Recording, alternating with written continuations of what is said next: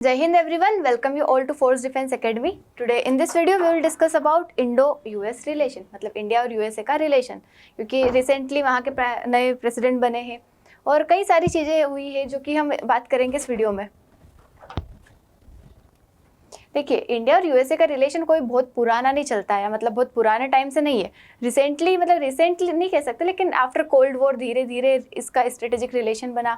उसके बाद कुछ एग्रीमेंट्स हुए, कई सारी चीज़ें हम इंपोर्ट करनी स्टार्ट करी, कुछ चीज़ें हमने एक्सपोर्ट करनी स्टार्ट करी। ऐसे धीरे धीरे हमारा क्या हुआ, रिलेशन अच्छा हुआ। तो हम देखते हैं इंडिया यूएस का अगर रिलेशन का एमरजेंस मतलब किस तरीके से एमर्ज हुआ, किस तरीके से इवोल्यूट हुआ। तो cold war era, cold war क्या होता है कि जब हमारी वर्ल्ड वॉर सेकंड खत्म हो गई थी, उस टाइम पे क्या हुआ था, जब दो मेजर पावर थी, कौन, यूएसए एंड सोवियत यूनियन। उस टाइम पे मतलब दोनों एक बड़ी बड़ी पावर बन गई थी। अब इंडिया ने न यूएसए को ज्वाइन किया और न ही किसको ज्वाइन किया, रशिया को ज्वाइन किया। उस टाइम पे इंडिया ने कौन सी पॉलिसी फॉलो की थी, नॉन अलाइनमेंट, मतलब हम किसी के साथ जुड़ेंगे नहीं, मतलब न यूएसए के साथ था और ना रशिया के साथ था। तो उस टाइम पे इंडिया यूएसए के साथ जुड़ा नहीं था। और यूएसए की अगर हम बात करें तो यूएसए के काफ़ी अच्छी रिलेशंस थे पाकिस्तान के साथ। तो मतलब उस टाइम पे हमारा रिलेशन यूएसए के साथ कोई अच्छा नहीं था। उसके बाद जब कोल्ड वॉर एरा खत्म होता है, उसके बाद क्या होता है, धीरे धीरे हमारे जो रिलेशन है थोड़े क्लोज होने स्टार्ट होते हैं। पर जब अगर हम 1998 के टाइम बात करें, जब हम न्यूक्लियर डील कर रहे थे, मतलब न्यूक्लियर एक्सपेरिमेंट्स कर रहे थे, उस टाइम पे क्या होता है कि जब यूएसए सैंक्शन लगा देता है इंडिया के ऊपर, लेकिन धीरे धीरे अराउंड 2008 2005 के टाइम पे क्या होता है, एक न्यूक्लियर एग्रीमेंट होता है। उस टाइम पे हमारा रिलेशन यूएसए के साथ अच्छा होना स्टार्ट हो जाता है। मतलब शुरू में कुछ अच्छा नहीं था, यूएसए सैंक्शन भी लगा देता है, फिर धीरे धीरे हमारा रिलेशन अच्छा होना स्टार्ट हो जाता है। उसके बाद कई सारे एग्रीमेंट्स होते हैं, जैसे लेमुआ, कोमकासा, बेका, जिसोमिया। हम बात करेंगे क्या क्या होते हैं। ये सब डिफेंस एग्रीमेंट्स है। डिफेंस, उसके पहले हम लोकेशन देख लेते हैं यूएस की। जो यूएसए कहाँ लोकेटेड है, इन द नॉर्थ अमेरिका। कहाँ पे ये, नॉर्थ हेमिस्फीयर में, नॉर्थ अमेरिका में है, जिसके ईस्ट साइड है अटलांटिक ओशन और वेस्ट साइड है पैसिफिक ओशन। ये नीचे है south America, this is Mexico, Canada, Greenland, देखा ही आपने। फिर इधर के साइड अगर हम जाएंगे तो उधर यूरोप आता है, एशिया आता है, फिर इंडिया आता है। नाउ अगर हम डिफेंस रिलेशन की बात करें तो कुछ डिफेंस एग्रीमेंट जो हमने अभी बात की थी कि कुछ डिफेंस एग्रीमेंट्स हुए, तो क्या क्या थे। तो GSOMIA, general security of military information agreement, नाम से पता चल रहा है सिक्योरिटी ऑफ मिलिट्री इंफॉर्मेशन, मतलब जो भी इंफॉर्मेशन टेक्नोलॉजी जो हम शेयर करेंगे एक दूसरे से, उसको हम क्या रखेंगे, सिक्योर रखेंगे, मतलब उसको क्या रखेंगे, प्राइवेट रखेंगे। तो ये एग्रीमेंट साइन हुआ था ताकि हम जो टेक्नोलॉजी शेयर करते हैं उसको क्या कर सके, हम प्रोटेक्ट कर सके, मतलब किसी और कंट्री के पास ना चले जाए, उसको हम प्रोटेक्ट करके रखेंगे। उसके बाद लेमुआ, लॉजिस्टिक एक्सचेंज एग्रीमेंट, मतलब लॉजिस्टिक्स मतलब जो सामान होते हैं, गुड्स होते हैं, जो मिलिट्री से रिलेटेड है, उनको क्या करेंगे, प्रोटेक्ट करेंगे, मतलब उनसे रिलेटेड चीज़ें एक दूसरे से शेयर करेंगे। उसके बाद कोमकासा, कम्युनिकेशन सिक्योरिटी, नाम से लग रहा है कम्युनिकेशन, मतलब जो हमारे बीच में जो बातें होगी रिलेटेड टू मिलिट्री सिक्योरिटी, उन सबको हम क्या रखेंगे, प्राइवेट रखेंगे। उसके बाद बेसिक एक्सचेंज कोऑपरेशन एग्रीमेंट, बेका जो है ये 2020 में साइन हुआ था। और ये भी किस लिए था कि जो हम इंटेलिजेंस जो है, मतलब चीज़ों के बारे में नई नई जो टेक्नोलॉजी आती है, इमर्जिंग टेक्नोलॉजी से कुछ इन्फॉर्मेशन हो गई, क्रिटिकल इन्फॉर्मेशन हो गई, रिलेटेड टू मिलिट्री हो गई, सिक्योरिटी हो गई, नई टेक्नोलॉजी के बारे में हो गई, तो उन सबको हम क्या करेंगे, प्राइवेट रखेंगे, मतलब दूसरे के पास नहीं पहुंचने देंगे, दोनों के बीच में रखेंगे। उसके बाद अगर 2018 की बात करें तो वहाँ पे क्या हुआ था, 2+2 मिनिस्ट्रियल डायलॉग, मतलब इसमें इंडिया ने पार्टिसिपेट किया था। अब ये क्या होता है, देखिए ये कुछ ही रेयर कंट्रीज के बीच में होता है। जो 2+2 है ना, इसका मतलब होता है कि हमारी डिफेंस मिनिस्ट्री और साथ में एक्सटर्नल अफेयर मिनिस्ट्री, या फिर हम फॉरेन मिनिस्ट्री कह सकते हैं, मतलब फॉरेन मिनिस्टर हमारी कंट्री के और यूएस के, और वहीं डिफेंस मिनिस्टर हमारी कंट्री के और यूएस के, दोनों मिलते हैं, मीटिंग करते हैं। तो ये कुछ ही कंट्री में होता है, जैसे कहाँ कहाँ होता है, किसके साथ होता है, यूएस, यूके, जापान हो गया, उसके बाद ऑस्ट्रेलिया एंड रशिया, बस इतनी कंट्री के ही साथ होता है ये, मतलब जो 2+2 मिनिस्ट्रियल डायलॉग है, ज़्यादा कंट्रीज के साथ नहीं होता। उसके बाद 2019 में क्या हुआ था, पहली ट्राई सर्विस एक्सरसाइज, जिसको हम बोलते हैं टाइगर ट्रायम्फ, ये स्टार्ट हुई थी। इसके अलावा कई सारी एक्सरसाइज है जिसमें इंडिया और यूएस दोनों साथ में पार्टिसिपेट करते हैं। कौन कौन सी, जैसे मालाबार एक्सरसाइज हो गई, उसके बाद युद्ध अभ्यास हो गया, वज्र प्रहार हो गई, ऐसे कई सारी एक्सरसाइज है जिसमें यूएसए और इंडिया जो है क्या करते, पार्टिसिपेट करते हैं। प्रोक्योरमेंट ऑफ MQ-9B ड्रोन्स, ये जो नए ड्रोन आए हैं, इसका क्या किया है, इंडिया ने प्रोक्योरमेंट किया है, जो कि कहाँ बने हैं, यूएसए में बने हैं। उसके बाद इंडिया में maintenance, repair and overhaul facility जो है किसके लिए, C-130J एयरक्राफ्ट जो होते हैं जो हम यूएसए से लेते हैं उनका क्या होगा, यहाँ पे ये फैसिलिटी बनेगी। मतलब अगर उनका कुछ भी मेंटेनेंस होगा, उनसे रिलेटेड कुछ भी अगर उनमें रिपेयरिंग करना है तो हमारी कंट्री में बनाई जाएगी। कौन बनाएगा, US. Under the defence industrial corporation US is को प्रोड्यूसिंग, मतलब यूएस मतलब प्रोड्यूस कर रहा है क्या, GE-F-414 जेट इंजन। ये जो इंजन होता है ये कई सारे एयरक्राफ्ट्स में यूज़ किया जाता है, जैसे तेजस मार्क 2 में, बोइंग के कुछ प्रोडक्ट्स में, मतलब बोइंग के कुछ एयरक्राफ्ट्स में ये क्या किया जाता है, ये इंजन को यूज़ किया जाता है। इसको 2020 में initiative on critical and emerging technology ICET जो है, ये मतलब क्या है कि ऐसा इनिशिएटिव लिया गया था कि जो एमर्जिंग टेक्नोलॉजी से उनके साथ हम क्या करें, कोलैबोरेट करें, एक दूसरे से बातें करें ताकि एक दूसरे को पता चलते जाए। इसका 2023 में भी यही INDUS-X मतलब India US defence acceleration ecosystem, इसी प्रोग्राम के अंदर ही लिया गया था ताकि हम कोलैबोरेट कर सके काई में, डिफेंस कंपनीज में, इन्वेस्टर, रिसर्च इंस्टीट्यूट, इन सब चीज़ों में हम क्या कर सके, एक दूसरे के साथ कोलैबोरेट कर सके। उसके बाद इकोनॉमिक इनिशिएटिव अगर आप देखें तो दोनों का ट्रेड जो है, इंडिया जो है यूएसए का सेकंड लार्जेस्ट ट्रेडिंग पार्टनर है। फर्स्ट कौन है, चाइना। मतलब ज़्यादा डिफरेंस नहीं है, दोनों का बहुत माइनर सा डिफरेंस है, लेकिन चाइना और यूएसए जो है, मतलब चाइना फर्स्ट पे, सेकंड नंबर पे यूएसए है, जो कि क्या सेकंड लार्जेस्ट ट्रेडिंग पार्टनर है इंडिया का गुड्स एंड सर्विसेज में। मोस्टली इंडिया का जो है वो क्या है, ट्रेड सरप्लस है यूएसए के साथ। जैसे चाइना के साथ हमारा ट्रेड डेफिसिट है, यूएसए के साथ क्या है, हमारा ट्रेड सरप्लस है। मतलब मोस्टली हम क्या करते हैं, उस कंट्री में एक्सपोर्ट करते हैं रेदर देन इम्पोर्ट। इम्पोर्ट कम करते हैं, एक्सपोर्ट ज़्यादा करते हैं। और वहीं यूएसए का हमारे साथ क्या है, ट्रेड डेफिसिट है, न कि ट्रेड सरप्लस।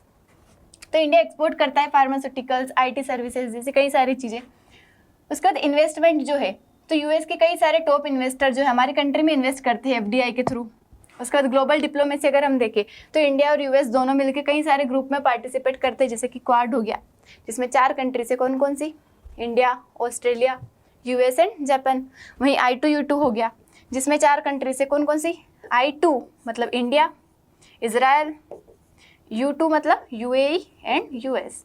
तो ये 4 कंट्रीज है जो कि इस ग्रुप में पार्टिसिपेट करते हैं। और ये रिफॉर्म की बात करते हैं UNSC में।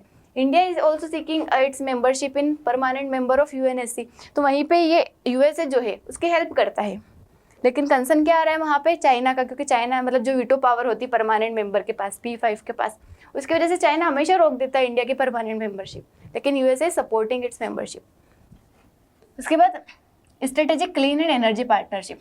क्लीन एनर्जी में भी इन दोनों ने कई सारे मतलब कोऑपरेशन किए, कई सारी चीज़ों पे फोकस किया है, wind, nuclear energy, solar energy. उसके बाद US India climate and clean energy agenda 2030, ये फोकस करता है क्लीन एनर्जी टेक्नोलॉजी डेवलपमेंट में। क्लीन एनर्जी क्या होता है कि विच डजेंट एमिट कार्बन, मतलब कार्बन एमिशन ना हो, वो होती है क्लीन एनर्जी। जैसे हमारे सोलर एनर्जी हो गई, विंड एनर्जी, ये सारी चीज़ें आती है इसमें। उसके बाद critical minerals partnership. Critical minerals जो होते हैं, मतलब कई सारे जो डिफरेंट मिनरल होते हैं जो रेयरली पाए जाते हैं, वो जो इसेंशियल है रिन्यूएबल एनर्जी टेक्नोलॉजी के लिए, तो दोनों क्या करेंगे, इसका सप्लाई करेंगे एक दूसरे को। मतलब जो अमेरिका में है वो इंडिया में आएगा, जो इंडिया में है वो अमेरिका में जाएगा, इस तरीके से। Next one is education and cultural cooperation. अगर हम देखें तो फुलब्राइट नेहरू प्रोग्राम में एक प्रोग्राम स्टार्ट किया गया था, जिससे क्या होगा कि जो स्कॉलर्स है, जो मतलब पढ़ने वाले जो लोग होते हैं, उनके मतलब क्या हो सके, एजुकेशन उनके लिए बढ़ाई जा सके, इंडियन और अमेरिकन स्कॉलर्स के लिए। उसके बाद global initiative of academic network, मतलब ये एक इनिशिएटिव था ज्ञान। उसमें क्या था कि कुछ जो मेंबर है USA के, मतलब जो फैकल्टी है जो पढ़ाते, वो इंडिया में आके टीचिंग्स देंगे। उसके बाद कल्चरल प्रॉपर्टी एग्रीमेंट, एक एग्रीमेंट है जो 2024 में साइन किया गया था। इसका ऐसा था कि हमारे जो कल्चरल चीज़ें जो है, हमारी एंशियंट हिस्टोरिकल चीज़ें हैं, तो उनकी अगर इलीगली इधर उधर ट्रैफिकिंग हो रही है, अगर दूसरी कंट्री में जा रहा है, तो ये इस प्रोग्राम के थ्रू, इस इनिशिएटिव के थ्रू क्या करेंगे, एक दूसरे को वापस अपनी कंट्री में पहुँचाएंगे कल्चरल चीज़ें। तो illicit trafficking of cultural artefacts and ensure the repatriation of Indian antiquities, मतलब वापस रिपेट्रिएशन मतलब वापस अपने देश में भेज देना। तो अगर ऐसा कुछ है कि हमारी चीज़ें वहाँ चली गई है, तो वहाँ से वो हमारी कंट्री में भेज देंगे। उसके बाद इंडियन डायस्पोरा अगर हम देखें तो अराउंड 4.4 मिलियन जो है इंडियन ओरिजिन कहाँ रहते हैं, USA में। उसके बाद चैलेंजेस अगर हम देखें इंडिया US रिलेशंस के, तो क्या चैलेंजेस है कि हमारा रिलेशन मतलब कुछ कुछ प्रॉब्लम्स आती रहती कंट्री में। तो अगर हम उसके साथ बात करें यूएसए के साथ, तो वीज़ा रेस्ट्रिक्शन मतलब जो H1B वीज़ा है, आपने सुना होगा न्यूज़ में काफ़ी दिनों से चल रहा है H1B वीज़ा। तो इसका क्या है कि ये प्रोवाइड किया जाता है यूएस के द्वारा, किसको? प्रोफेशनल्स को, मतलब जो काम करना चाहते हैं, वर्कर्स जो है वहाँ पे यूएसए में काम करना चाहते हैं, उनको ये वीज़ा प्रोवाइड किया जाता है। लेकिन इसमें काफ़ी सारी मतलब रेस्ट्रिक्शंस लगा दी यूएसए ने, या तो उनको वीज़ा मिल नहीं रहा है, या फिर मिल गया है तो उनको वर्क नहीं मिल रहा है, फिर कई टाइम तक डिले हो रहा है। तो इस तरीके से कई सारी प्रॉब्लम्स क्रिएट हो रही है। उसके बाद और चैलेंज में हम बोल सकते हैं कि अभी जो कई सारे जो माइग्रेंट्स थे जो वहाँ यूएसए में, तो उनको डिपोर्ट किया गया है, हमारी कंट्री में वापस भेज दिया गया है। उसके जियोपॉलिटिकल डिफरेंस मतलब दोनों के व्यूज़ डिफरेंट है। जैसे कि हम क्या करते हैं, रशिया से काफ़ी चीज़ें इंपोर्ट करते हैं, ऑयल हो गया, डिफेंस इक्विपमेंट्स हो गए। वहीं ईरान में हम क्या कर रहे हैं, चाबहार पोर्ट बना रहे हैं। और यूएसए के जो है रिलेशन इन दोनों के साथ अच्छे नहीं है, तो ये एक चैलेंज क्रिएट करता है हमारे दोनों कंट्री के बीच में। इसको ट्रेड इम्बेलेंस, जैसे कि हमने बताया कि हमारा जो है ट्रेड सरप्लस है यूएसए के साथ, वहीं यूएसए का ट्रेड डेफिसिट है हमारे साथ। तो ऑब्वियसली अगर उसका हमारे साथ ट्रेड डेफिसिट है तो अच्छा नहीं लगता है ना उसे, मतलब वो पसंद नहीं करेगा इस चीज़ को। उसके बाद हमारी कंट्री में कई सारी चीज़ों पे टैरिफ लगाया जाता है, कई सारे प्रोडक्ट्स पे एग्रीकल्चरल वाली चीज़ें हो गई, तो टैरिफ उसको पसंद नहीं आता है यूएसए को, मतलब टैक्स लगाया जाता है, टैरिफ मतलब टैक्स। तो उसकी वजह से इम्बेलेंस होता है।